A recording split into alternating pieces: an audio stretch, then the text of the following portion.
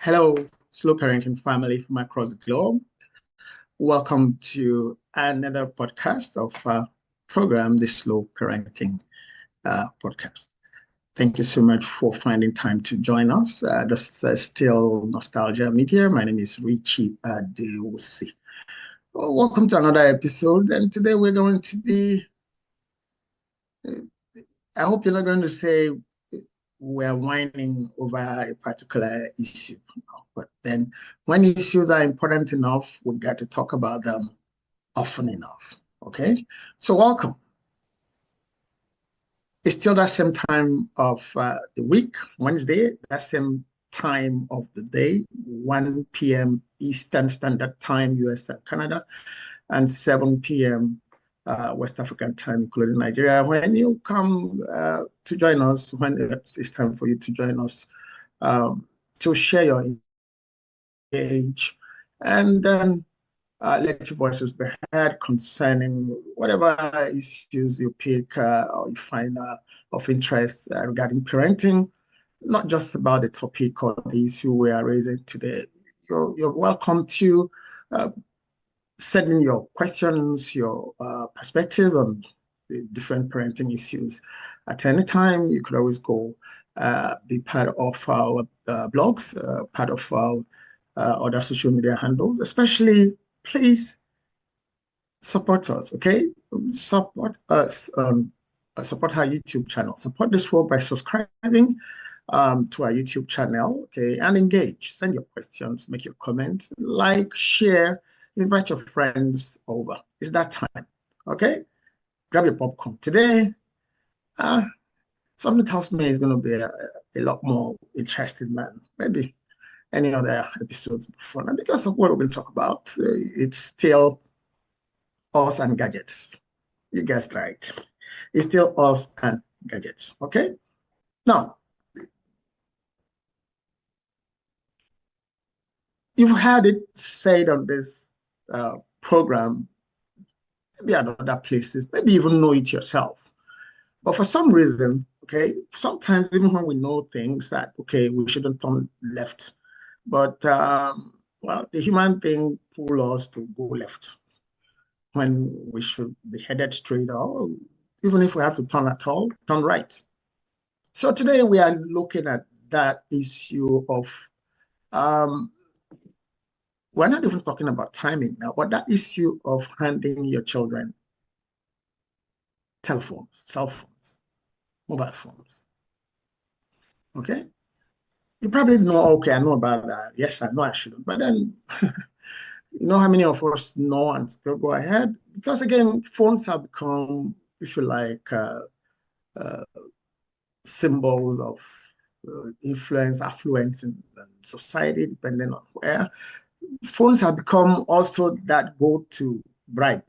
Yes, I use the word bribe that some of us give to our children to leave us alone. They're not leaving you alone. You're only just extending or postponing, if you like, the evil day in a very big way. And you get to see why in the course of this recording podcast. Stopped.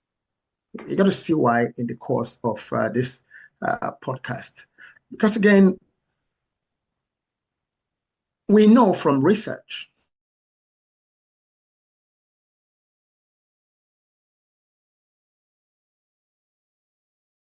especially mental growth, okay? By age 8, a whole lot of the things that they need to now keep going are already formed there, okay? So if, for instance, we do not manage what kind of information, the frequency of the information, okay, the nature of the information and the activities that they could get exposed to between 1 and 8, it wouldn't be a case of, okay, well, later I will attend to it. Usually that later either never happens or becomes very, very costly. in the lives of the children and our lives as parents. So it's your choice, really. The child says, Mommy, can I have a phone? I've said mommy, could be daddy. Well, can I have a phone? Oh, yeah, okay, you can talk now. Okay, that's true. You can talk. So, and then, well, your phone will help you do your homework. Yeah, all of those are true. Oh, your phone will help us know where you are. All of those are true. What is also true is that we are outsourcing our parenting responsibilities to the internet. We are outsourcing our parenting responsibilities to devices. Okay? And you don't want to do that. You don't want to do that for many reasons. Have you ever wondered why your child is impatient with you to get anything ready? I'm not saying all children are like that, but well, look around you. Have you ever wondered why it's like it can't patiently or it can't sit quietly somewhere? If it sit down there, not or that oh sit down. No, could you sit down? It's restless. What's causing that restiveness? What's causing that restlessness? Okay, there's a lot of challenges with virtual living because that is what happens when you hand your child a telephone. Yes, you can afford it, but we've also said, careful now, it's not everything you have money to buy, you should buy. We can't say that enough. It's not everything you have money to buy to give your children that you should buy to give them. It's not everything you have money to buy when they request for them that you should get ahead to give them. The telephone is one thing you really, really want to uh, be calculative about when you then make that decision in agreement with them, of course. You know, here I'm on everybody's side. We're always on everybody's side on the slow parenting program. It's not a dictatorial thing. Explain it, discuss it. And it's not just about them not having their own personal phones. It's also about them having access to your phone, which takes us back to the issue of boundaries. We can't talk about that enough too. Boundaries. They don't have their own phone. Oh, okay, can I see? I want to watch a cartoon. My phone, it's not just because it's my phone now. Okay, you don't need that now. Of course, there could be the TV there, could, but time agreed. But cell phone, we feel less guilty because we say, okay, well, it's only just cartoon. Last episode we talked about that in part in passing. But yes, it's cartoon, but have you listened carefully to the wordings, to the conversation, to the content, watch the content, watch the acting of those characters, how they say things.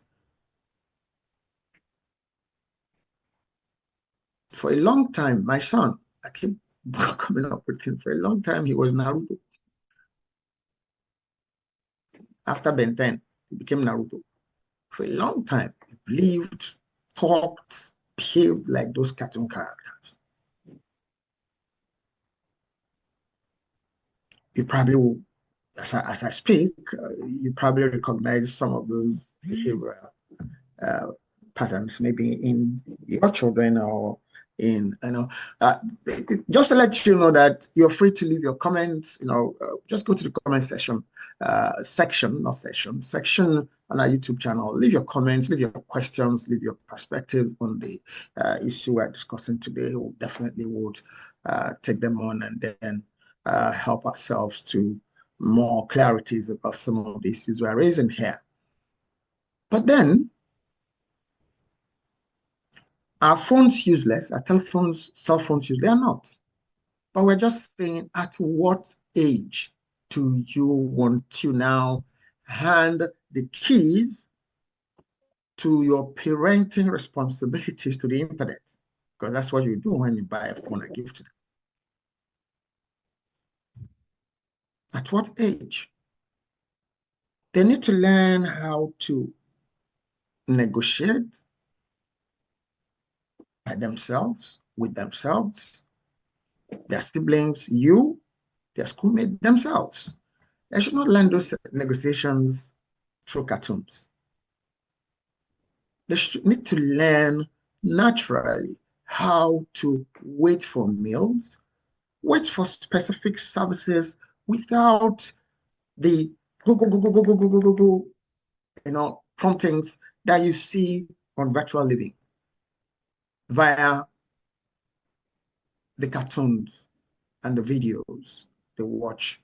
They would have access to watch online, virtually, through the phones that you give to them. Oh, somebody will say, okay, well, no. Well, there's parental control, we have a lot of children's channels. I go back again, children's channel, cartoon.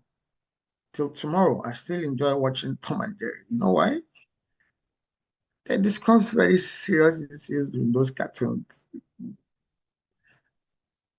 Even some adults can borrow themselves, can lend themselves some sense watching and, going through the noise, the chaos. Yeah, there's some pattern.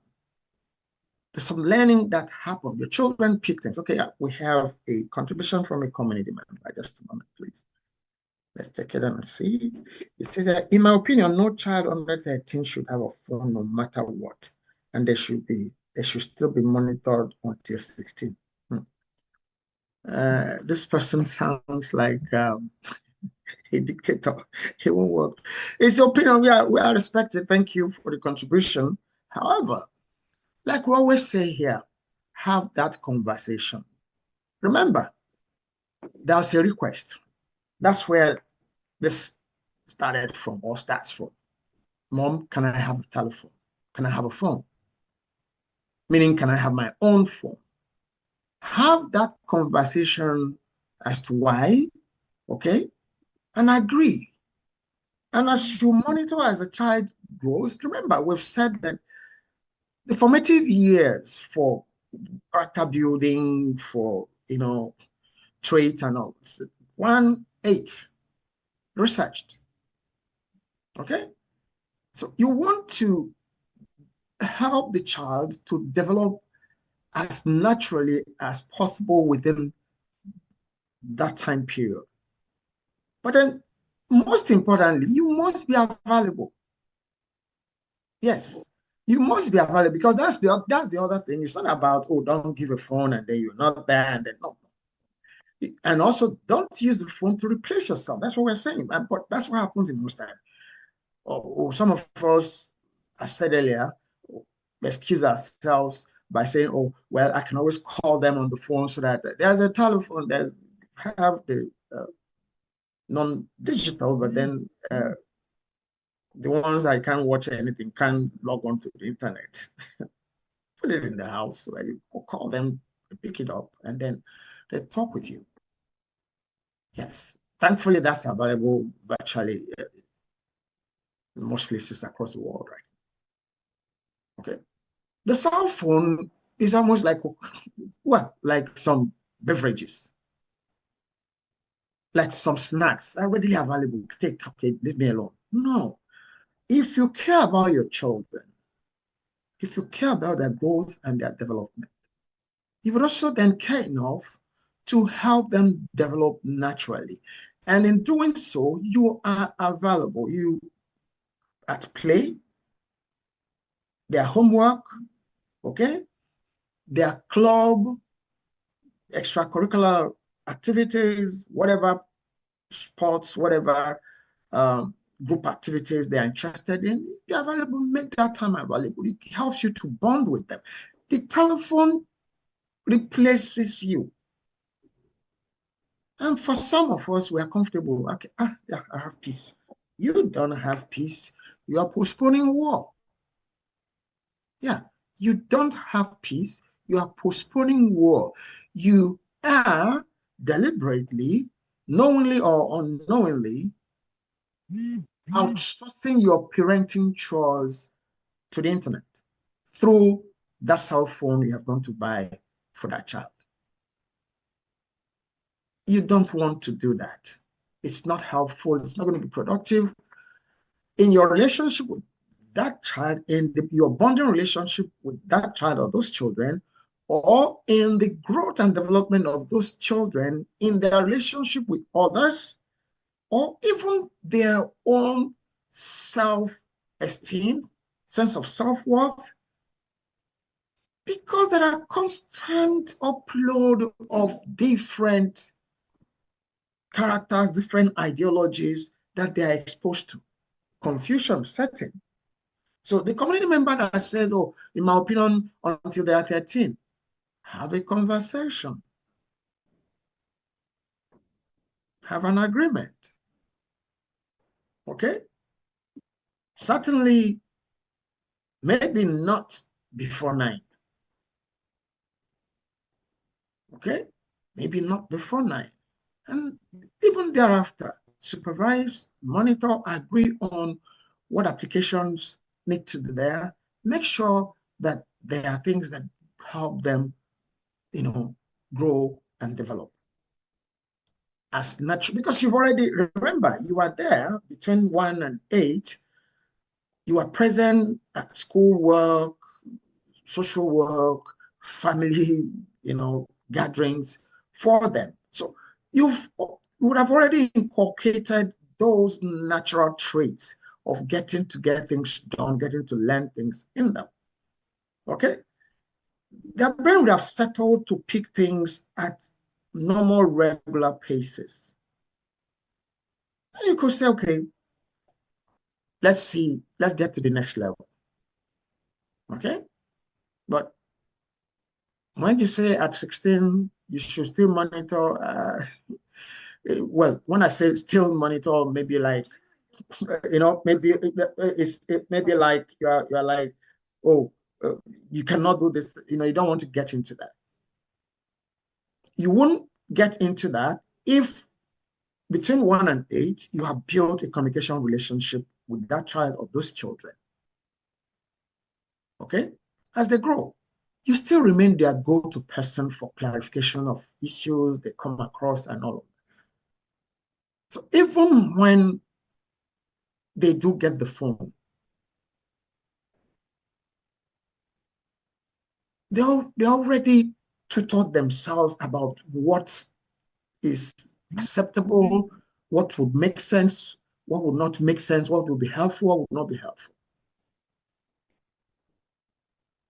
As our kids were growing up in the early, well, before teens, even the early teens, there'll be some programs on TV on, well, the cable network, and they said, no, change it by themselves. And I'll be there, I'll be laughing. I'll wait. Okay, I say, okay, so somebody's learned something. So no, this is not good. It's because you're there, you have had that to happen. But then the child is on the phone.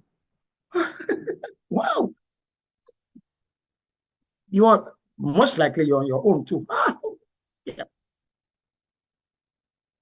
Like I said earlier, you are postponing a war, either with you or with the next, set of relationship that child or those children are going to get into. Okay? Don't take my word for it. Okay? I'm going to let you see a video. Actually, I'm going to ask the tech people to play that video twice. So you get the message. I'm going to ask the tech people to do 2 takes of that video. So you hear it twice, you watch it twice. And then we'll come back. Okay? And then we'll continue with the program. Thank you. Don't go away. The day you give your kid a phone that's connected to the internet, has social media on it, that's the day that the phone will begin to move to the center of your child's life, and it will be there forever. So you decide, do you want to delay that until your kid is in high school or college? I think you should. Or do you want to get your kid started on withdrawing from the world when she's 8 or 9? Because when you give her the phone, nothing is going to be as interesting as the phone. The phone is not just a single thing. It is a portal to the entire world to get to your child. So at what age do you want that to start? Once you get into that, it's going to be an eternal struggle. And so you decide, at what age do you want to start that battle?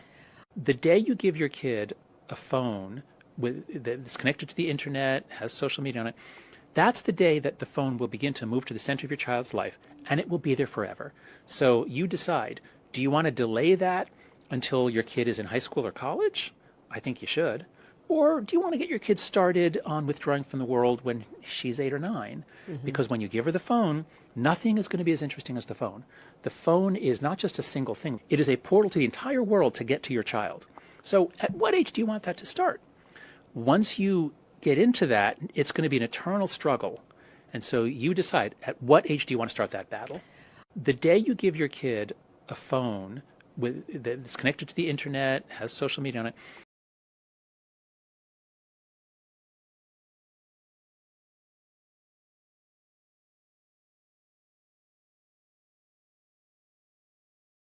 You think this is not a joke, okay? It's for real, all right? When you give your children from that video, a very, very short video, you get the fact that when you give your child a cell phone, okay, it's a good thing. The child will feel good. Oh, I have a cell phone. My dad loves me. My mom loves me. Fine, yes, but you've done more than just give a gift. It's not a gift. It's not a toy. Really, it's not. You have outsourced your parenting position. In most cases, substantial part of it through the internet, through that cell phone. Okay. We have a community member here. He says, my 12-year-old daughter was cyber-bullied by her classmates on social media. It was a nightmare to deal with. I regret giving her a phone. Well, what do we say to that? That's what we are talking about. And most of those internet mates, friends, remember when we say online, what are we talking about? We're talking virtual, which actually means unreal. And you have people that their jobs are to create content. And they create content that they believe they know. We all know the kind of things that people are excited about. Okay, so they're available on the internet. The child has a phone, it goes there. Some of those friends are not human beings. They don't even understand what you are talking about. What will you be talking about? So the child does not know that the person that is chatting with, is conversing with, is a bot.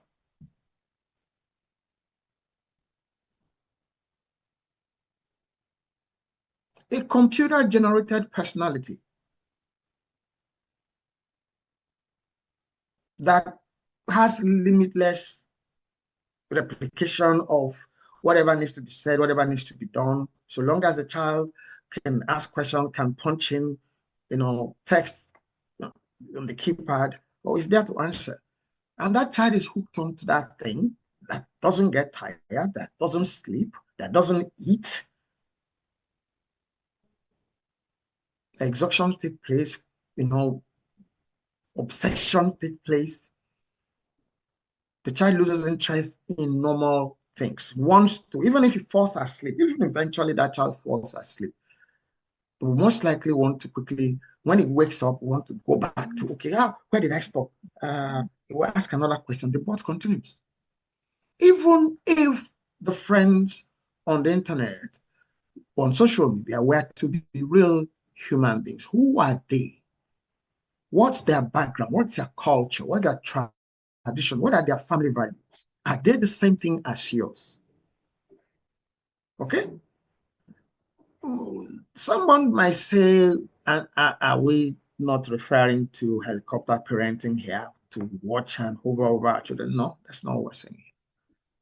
Your children have, their liberties, their rights to choose their friends, but with certain guidelines that we have called boundaries on this program. That's it. On this podcast, on this project, boundaries are important. You need to tell them you need to agree with them, you need to agree with them what to look out for in even virtual relationship. If you notice this, know that means that even you need to get yourself educated about behavioral patterns, emotional intelligence, and acceptabilities in terms of what kind of images that, well, somebody might throw your way and then you are like, wait a minute, sorry, no, this shouldn't come into our conversation. Okay? And without sentiment, without hesitation, you discontinue, nicely tell the person, this is not for me. This is not for us. And let the children know that. So that they too can develop such, defenses in their relationship. But they might not be able to develop such defenses from ages 1, to 8. It might not happen. And they would have learned. Unlearning is usually a lot more difficult than getting to learn things, especially harmful habits. It's a lot more difficult. That is why the operational word for such behavioral traits is called addiction. Okay? Addiction is difficult. Addiction on anything, with anything, is challenging to beat, to discontinue. Okay? We have another contribution from another community member here.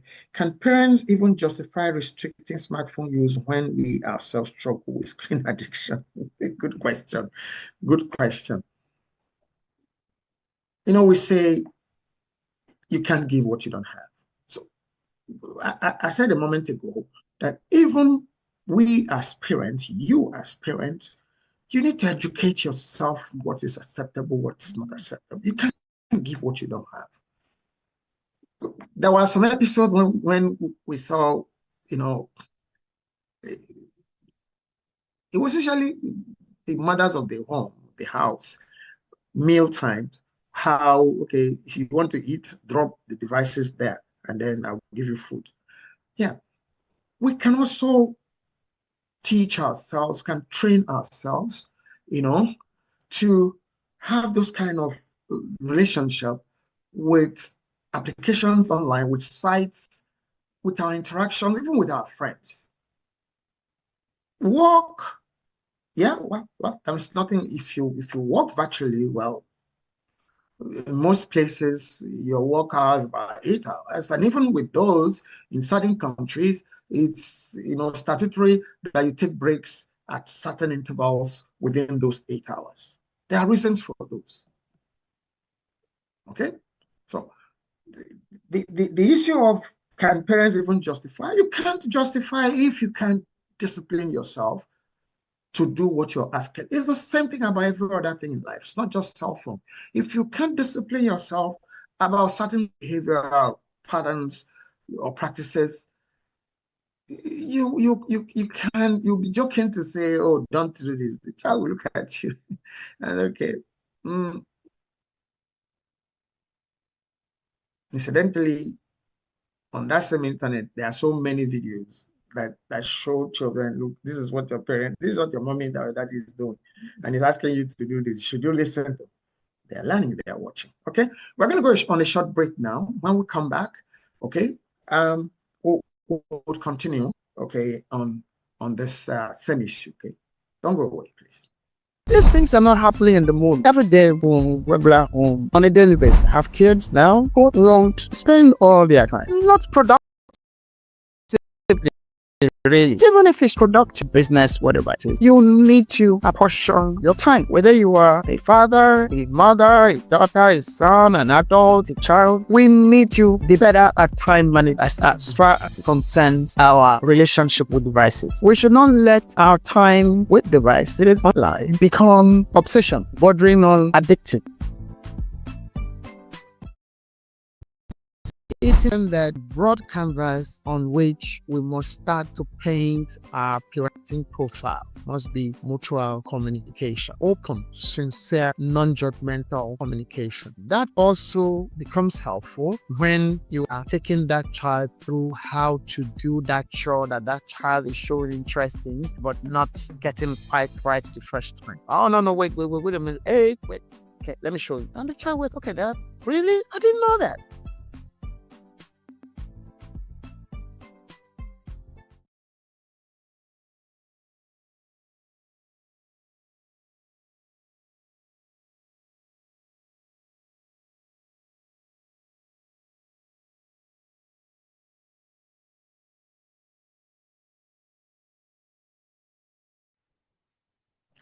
Okay, welcome back. Thank you for staying with us on the Slow Parenting podcast. My name is still Richie Adewusi. Yes, devices, phones in place of yourself, playing your parenting roles. No, okay. When we have, assessed to come to the conclusion, either because of schoolwork, yes, okay, either because of schoolwork, or well, even recreation, the children can now, get that phone. We still have a responsibility to engage them or join them to see what they watch from time to time. I agree with them about usage, from types of content to access. Yes, you can use parenting Go for some things. Even within those materials, like we've said earlier, there are still issues. And then how much time, how much screen time, how much time they should have on virtual space. Agree, don't dictate it. Agree and explain the reasons. Discuss, agree on the reasons, set boundaries about those, and enforce those boundaries. Don't go sentimental and say, oh, okay, he has gone through a lot today, let him have more time. Agree. If you say it's a minute daily, keep to that 1 minute daily. 1 minute daily, what time period? We need to be sure that there are no conflicts with other, routine chores, routine responsibilities, routine other learnings, other non-virtual learnings. Cell phones, the virtual space is very addictive, it's very, very attractive for anyone, parents, adults, young people, children. So if, like our last committee member who said, parents, let me read what she said. Can parents even justify restricting smartphone use when we ourselves struggle? Okay, why do we struggle? Because it's addictive. The person even says this here, with screen addiction. We struggle with screen addiction. If we have not touched that phone, it's like something. I don't know if any one of you has experienced loss of a cell phone. Even if it was temporary, even if they eventually found it, like, oh, I'm dead. My life. What am I going to? You begin to. It's as if you have been sentenced to some uninhabited planet. You misplace your phone. Not to talk of it got lost completely. Then you need to get another phone. It's not usually the equipment that's the issue.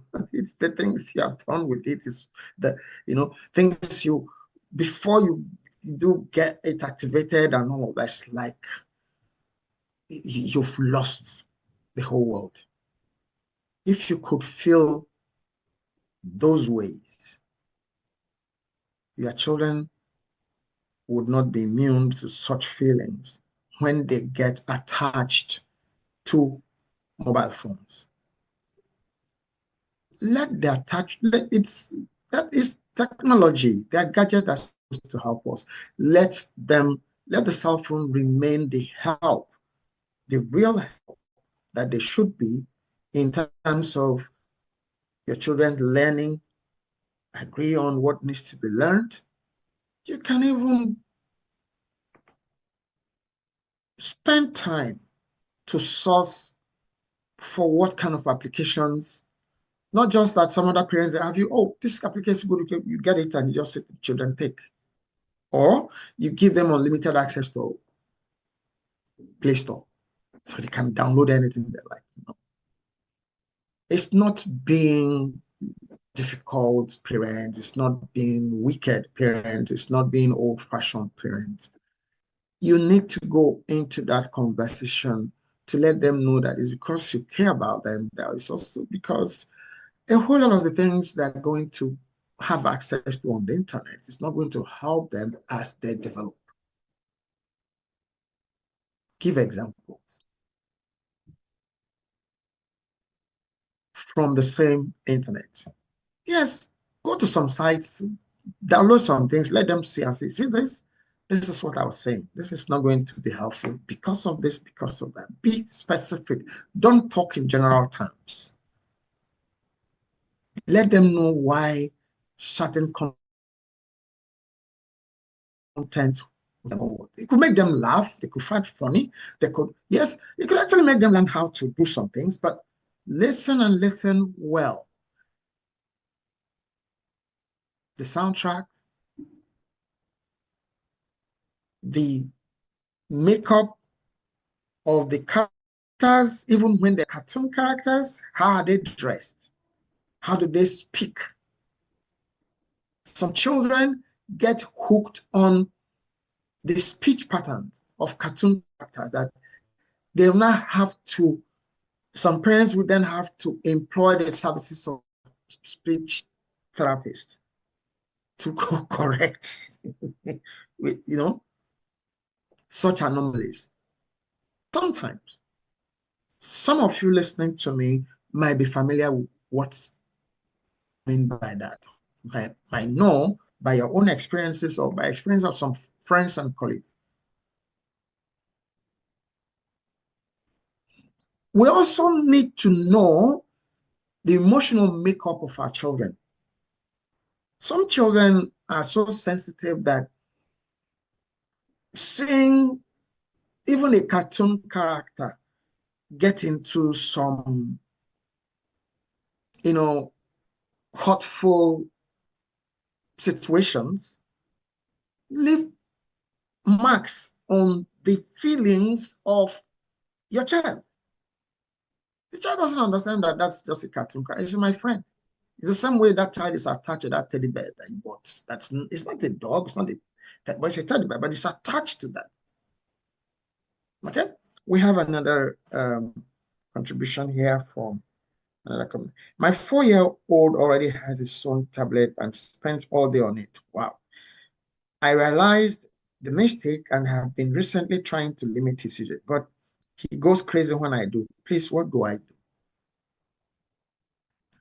Any suggestions, anybody? 4-year-old.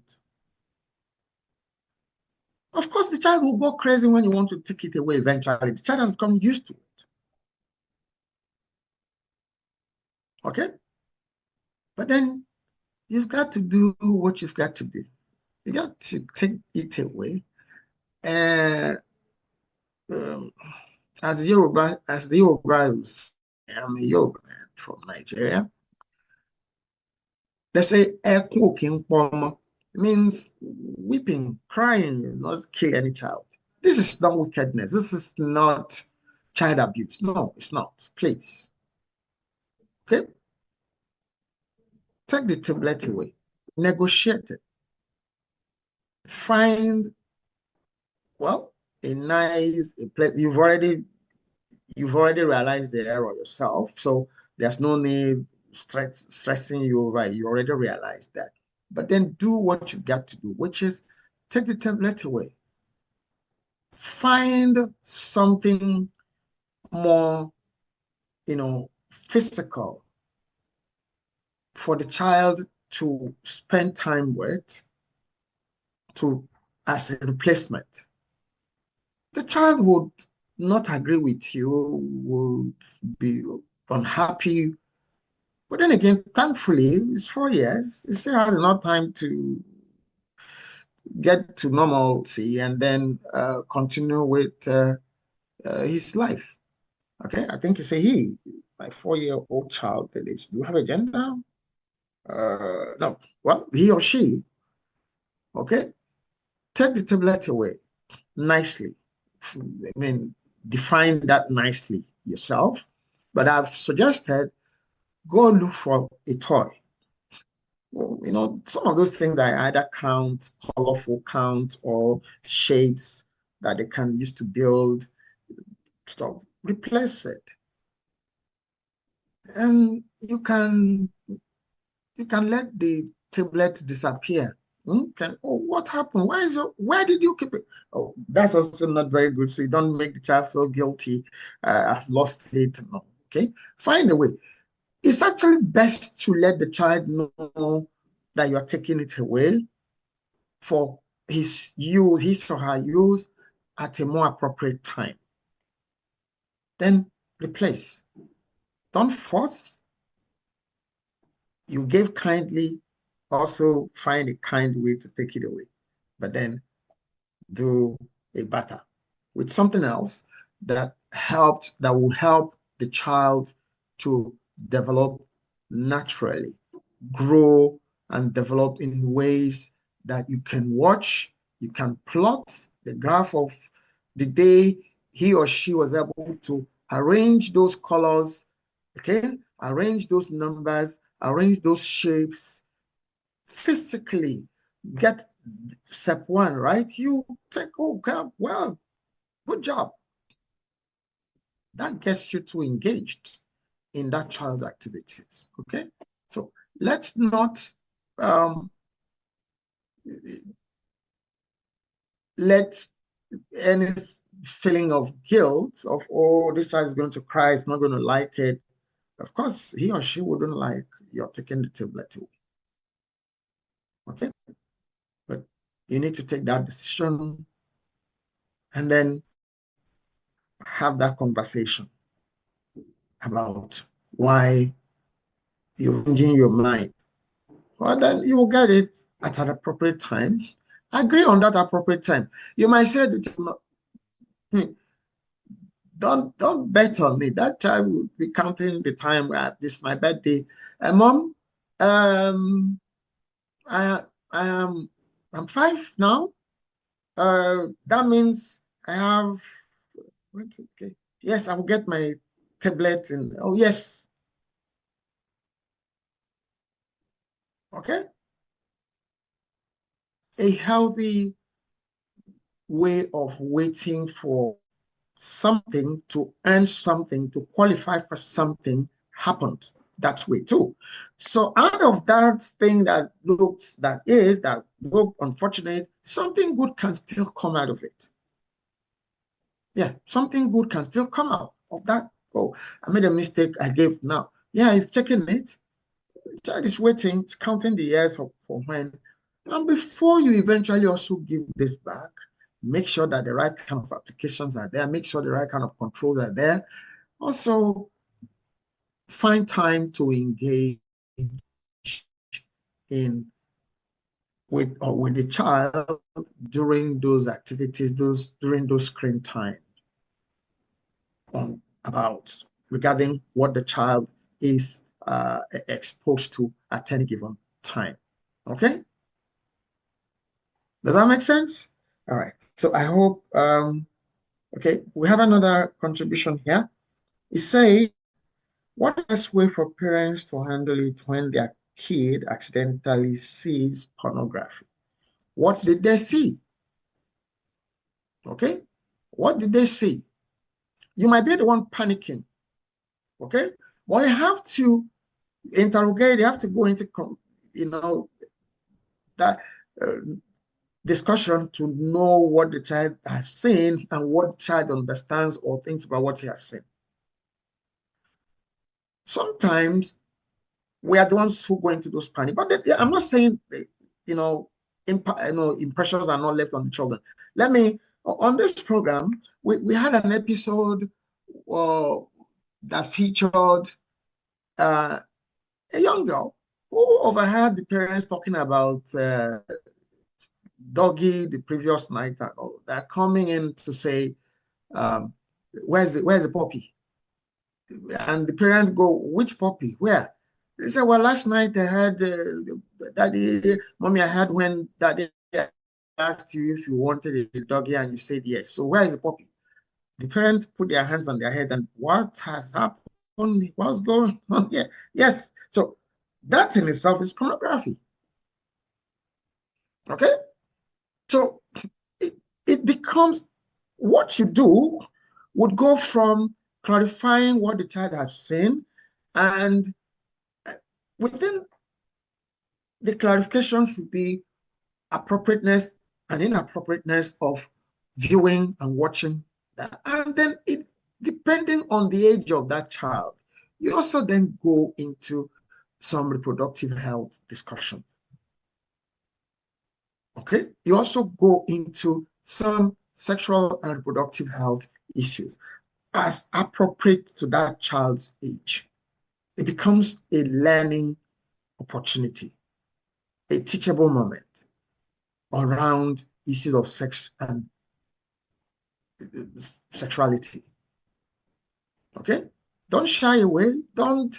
Well, from the video, the video I just mentioned a while ago, the parents did not say anything to that child. They were just like embarrassed, and that was it. The embarrassment will not cut it.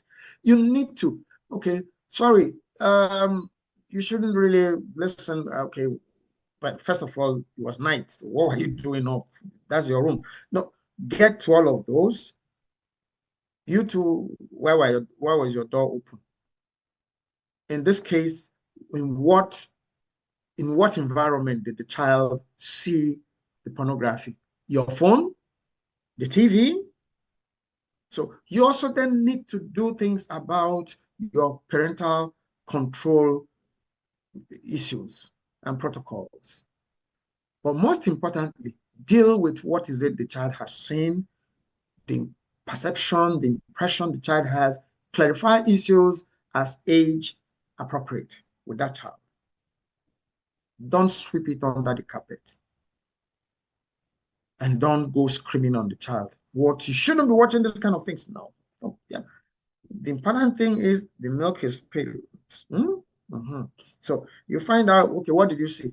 I saw when there are so many videos online where a child said, mommy or daddy, when you before you came back from the office, uncle, whatever, describing things. This pornography is watched, is telling that.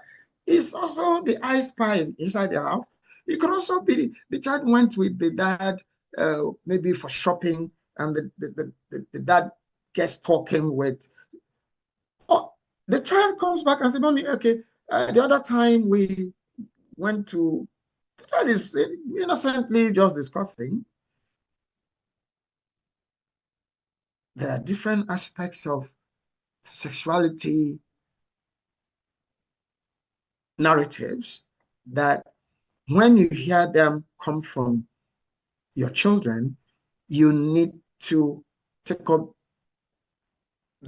any issues that could result from them and let them learn what they should learn about those issues. Don't shout them down. Don't overlook them. Don't just laugh and this child, he will not kill me. No, he will not kill you. Don't also leave. We have said their minds are fertile grounds. Over everybody's minds fertile ground, but as they are growing, fertility of their mind is much more potent than maybe your own. So you need to help the child to now plant the right kind of crop on that fertile ground, even after having seen, well, you remove the weeds. When you go to, farmers go to plant crops, but weeds also grow with crops. Okay? There's a process of removing the unwanted plants on the farm. So consider your child's intellect, his mind, his learning as that farm ground that you've planted, desirable crops. And then this child has now seen something that could now, sprout into what you don't feel comfortable, what you not feel comfortable, what will not help the child. The same process, the same mindset of, no, this wild grass, this is not your place. You also lovingly, carefully get that child to have an understanding about what he should know, what he doesn't need to know concerning the issue. If you need to get help, depending on the age of the child, if you need to get professional help to have those discussions, please do. Don't play the experts if you have any form of inhibition. But then we also say that parents, especially around sexuality issues, don't let any inhibitions stop you from having sincere two-way communication relationship with your children. They need to hear it from you better or first and more and better than from any third parties. Okay? Yeah. All right. So please again, okay, we are still appealing. Subscribe, support us on this program, support the Slow Parenting Podcast. Help us to keep bringing it your way. One way to do that is to let those who get to hear what we're saying here, if you find the discussions here, the presentations here useful in any way, don't be selfish, share with others, and then become a community member. Okay, join all of these other community members that have been sending in questions and concerns. It will help us to have more fruitful and better and resourceful engagement in the course of the program. Okay, there is no island. There's no exclusive reservoir of knowledge anywhere. We all learn from ourselves. Your questions can bring other issues out. Your questions can clarify maybe previous questions. Your experiences can help other parents know how they could handle specific issues concerning specific things that are being discussed at specific times. Okay? Experience, they say, is the best teacher. So if you believe that, then join us on this community. Invite other parents and would-be parents to join us in this community, Slow Parenting Podcast, and engage, participate. Okay? Start by subscribing. Thank you. Okay? This is how far we go today on our show, your show, the Slow Parenting Podcast. My name is still Richie Adewusi. Until we come your way again, next episode, next Wednesday, 1 p.m. Eastern Standard Time, US and Canada, and 7 p.m. West African Time, including Nigeria. Stay blessed. Watch, discuss, set those boundaries, agree on them, enforce them. I leave you with this. Again, it is not everything you have money to buy to give to your children that you should buy to give to them. Bye-bye.